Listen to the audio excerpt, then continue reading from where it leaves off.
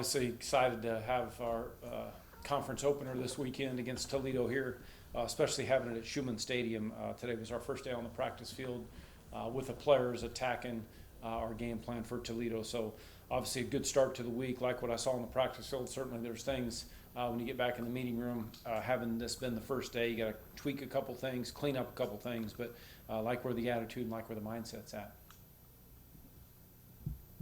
Yeah. Talked about, yesterday staying confident, right, in the team. I guess, what have you seen out of them, or is it just, you know what this team's capable of? Yeah. There's reasons. Well, I certainly know what we're capable of, Yeah. but I think attitude piece of it, when I saw us, really get after it in the weight room on Sunday, once we got back from getting back in the wee hours of the morning, that's what really set the week off for me, I think. Just seeing where we were at that way, it was awesome. The attitude and the intensity and the energy in the weight room on Sunday certainly told me that everybody's attitude was in the right spot, and we know what needs to be cleaned up. We know what needs to be fixed. And yesterday, obviously, the last couple of days being off the practice field certainly is helpful. To help the guys get their legs back, to help guys recover.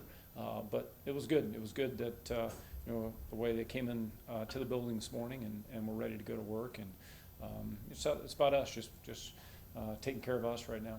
Yeah, and you talked about kind of too the past couple weeks, maybe pressing a little bit. But this is a big week in Toledo in service of conference play. How do you balance kind of staying loose enough to play, but also knowing that this is a big game on the schedule? No question. I think a big part of it is you got to have fun doing what you do. You got to have fun. You got to love coming into the building. You got to love going through the game plan meetings and talking about that, watching the cut-ups, watching our opponent on tape. You got to love that part of it. And then when you get out to the practice field, that same juice, that same energy, that same smile on your face that we had in that weight room, we got to make sure that we carry that over to the practice field. And guys were, the energy and guys, their energy, their focus, and there was a good balance in my opinion on the practice field today, and that's what it's all about, is just making sure guys are. You got to play loose, you got to have fun. It's still a game at the end of the day with 11 guys going to compete against 11 guys, and want to try to make sure we keep it as simple as possible, take it for what it is, but have fun and fly around the field. For sure. And then the last one for me, talk about kind of Drew pressing a little bit maybe the past couple of weeks. I mean, what kind of conversations have you had with him, just maybe being like, hey, settle down? Really good conversations. I'm just making sure you focus on one play at a time approach. I know that's something that you discuss a lot, no matter what position you really talk about, but just really taking it one play at a time, go out and execute. Played a lot of really good football in his career. He's got a lot of really good football left ahead of him in his football career. Obviously, sometimes it can be a good thing when you just take a step back for a second and you really go back to your roots, if you will, and make sure you have that same love and energy and passion when you were competing your tail off to become the starting quarterback for Ball State. Make sure those same things are on display, and don't put too much pressure on yourself and all those things. So I've had some really good talks with him and feel great about where he's at, and he'll have a great week of practice this week, and he'll respond, and he'll be ready to go. Mike, play a little quarterback here for me. Not necessarily to put yourself in his shoes, but just from your personal experience, what does the game look like when you're going through what the last 3 weeks may have been for him? Well, sometimes you put too much pressure on yourself. You want to carry the whole team on your shoulders, and it doesn't work that way. You can't do that. Nobody can do that, no matter what position you are. You want to make sure you're doing your part to make sure that the play and the outcome of the drive and the game have a chance to be successful. And so sometimes you just got to take a step back for a second and try to keep it simple. Sometimes you want something so bad, you want to be successful so bad that maybe you force something, or maybe you press a little bit too much. And we've all been there. I've been there. We're all guilty of that. No matter what it is you do, whether it's in the game of football, whether it's in the game of life, whatever it is. But I think just having some good talks with him, he knows how much confidence that I have in him. He knows how much confidence that we have in him as a coaching staff, and he knows how much confidence his teammates have in him, and that hasn't wavered. We can overcome what's taken place so far, and I think he knows that. And we play a good team this week in Toledo. Both teams are 0-0 in the conference, and we know each other. That's the one thing. You've had a chance to play against some of the guys the last couple of years, so the personnel that's going to take the field, and you just got to get back to having some fun and not trying to carry, not trying to do it all by himself. And he's got a good supporting cast around him. He's got a good group around him. We got a great defense. We got good special teams. he doesn't have to do it all by himself, and I think I think he knows that, but we're all guilty of at some point trying to do a little bit too much. Why in all of that was why was Jay Sean open so much this past weekend, and why were both Drew and John able to find him as often as they were? Yeah, he came in. When he got here, he was more of a polished player because he played college football already at Cincinnati, and he's a good route runner. Those are the things about Jay Sean. He's a smart guy. We've moved him around quite a bit already in a short period of time since he's been here, and that will continue because he can handle it, and he just has a knack. He's got a good feel. He understands coverage. He understands the weakness of a coverage, and when he does have an opportunity to make a play, he typically makes the play. And that's what you've seen out of him in practice as well. And he's one of those guys when you're a quarterback.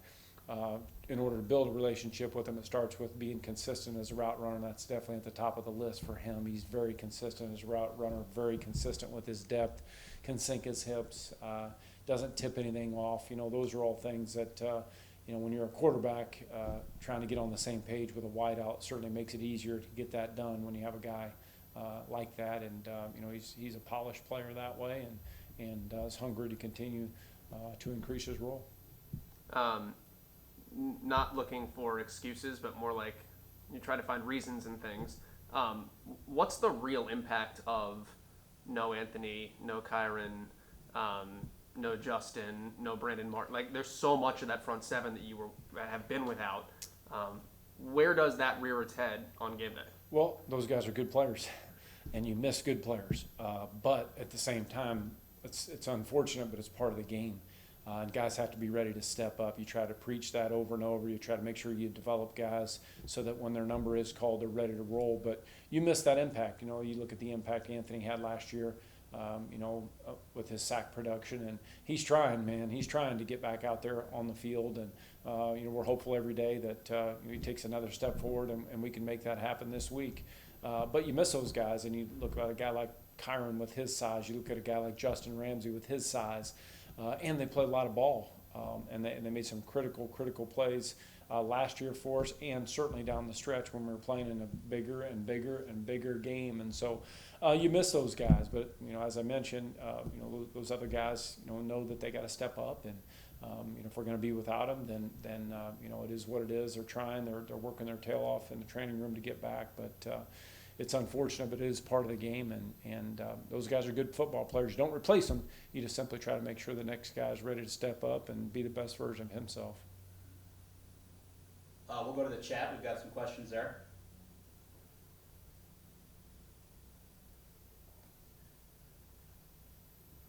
Coach, Brad Odell, I'm filling in for Ian Hansen today, Daily News. So, kind of looking at the running game a little bit. Ian just wanted to ask about Carson. Kind of what stood out about Carson when you were recruiting him? Yeah, obviously came from a great program at Center Grove. They won a state championship, Mr. Football in the state of Indiana. He's got great size. He's got good speed, all those things. And when we were able to get him to be committed to the Ball State Cardinals and he showed up here on campus, his work ethic is what stood out. His strength is what stood out. He put it out there on the practice field each and every day, and that's what we've been able to see so far through 3 games. And he's going to continue to get the ball more and more if he, because he continues to keep practicing at a high level, and he's earned those reps. Okay. Continuing on that line, how can Carson really open up the field and help the offense gain some confidence? Obviously once you put the ball in his hands, something positive seems to happen more times than not. So just getting him the ball more, getting him involved more. We got guys on the offensive side of the ball that we feel like we got weapons, and we got to obviously get the ball in a lot of those guys' hands. But Carson does a good job, man. He grinds out tough yards when it's time to grind out some tough yards, and he's been able to break through and get some big chunk gains as well. And so it's good. It's his confidence and his transition to college football has been very positive, and we just got to continue to keep letting that grow and continue to get him more and more involved. Okay, and then kind of last question on Carson.